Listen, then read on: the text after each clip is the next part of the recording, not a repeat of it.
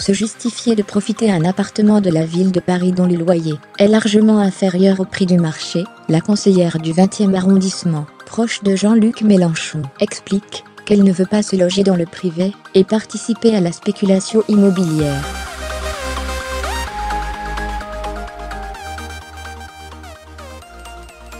Appartement de 83 mètres carrés, avec balcon, dans le quartier Saint-Fargeau, 20e arrondissement de Paris.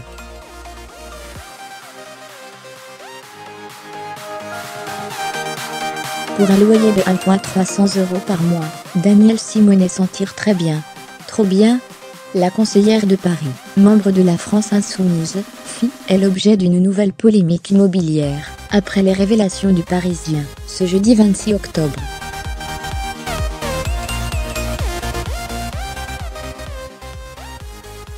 Malgré ses revenus confortables, un haut conseiller de Paris touche 4 € bruts par mois, cette proche de Jean-Luc Mélenchon, vit dans un logement de la régie immobilière de la ville de Paris, RIVE, avec son conjoint, dont elle avait indiqué dans sa déclaration de patrimoine en 2015, qu'il gagnait 3,800 € net par mois.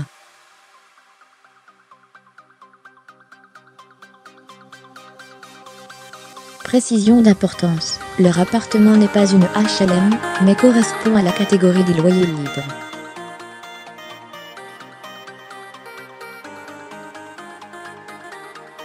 Yann Brossat, adjoint, PCF, à la maire de Paris chargé du logement, explique sur Twitter que la ville de Paris attribue systématiquement les logements non loyers libres sous des plafonds de ressources, mais seulement depuis 2006.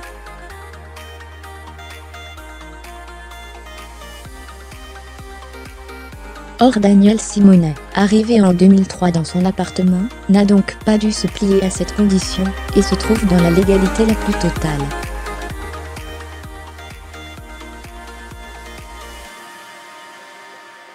Étonnant, tout de même, de voir qu'une élue municipale occupe un logement de la ville, alors que 120,000 Parisiens aux ressources moindres attendent une HLM.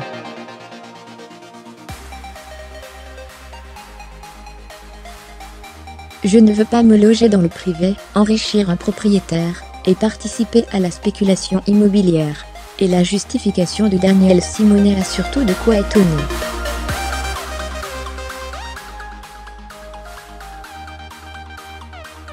Je ne veux pas me loger dans le privé, enrichir un propriétaire privé, et participer à la spéculation immobilière, clame cette oratrice nationale de filles dans Le Parisien.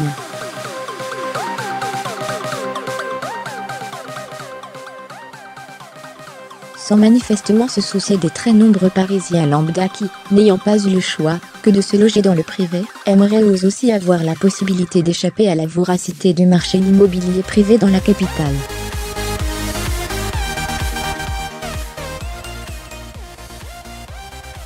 D'autant que les problèmes des tarifs excessifs et de la spéculation pratiquée dans le parc privé sont justement combattus par la loi d'encadrement des loyers, ALUR, appliquée à Paris.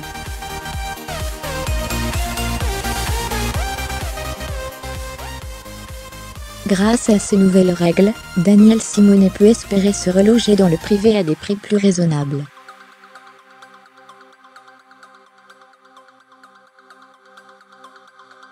C'est en tout cas la promesse faite par la municipalité aux Parisiens.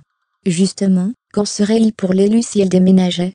Marianne a comparé le montant de son loyer actuel, 1 €, avec les plafonds en vigueur, depuis que la loi ALUR est testée dans la capitale.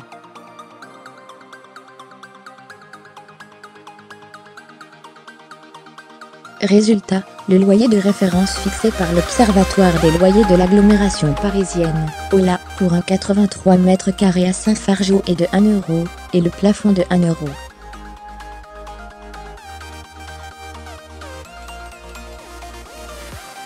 Ce qui amène à deux conclusions. Certes, Danielle Simonet ne bénéficie pas d'un loyer exagérément bas.